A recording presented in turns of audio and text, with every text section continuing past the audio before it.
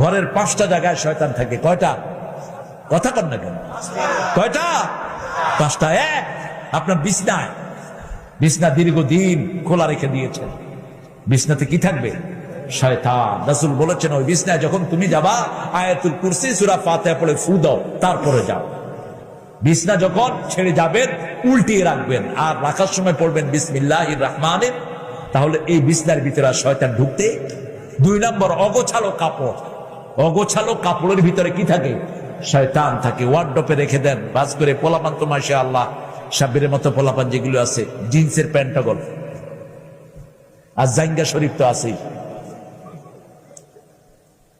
জিন্সের প্যান্ট তো এমন নোংরা, এটা যদি 10 মণ ময়লাও লাগে তা বোঝা যায় না ঠিক ময়লা পিনলো না ভালো পিনলো, যেটা বুঝেই যায়। ফেক জিন্স যেটাকে বলে, অগোছালো কাপড়।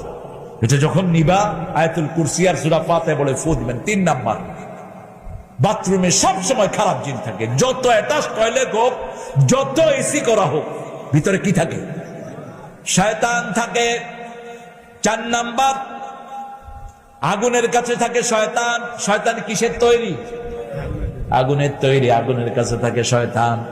এই জন্য রাসূল বলেছেন রাতের বেলায় 3টা কাজ করবা। বুখারীর হাদিস। কয়টা কাজ? ঘরে ঢুকলে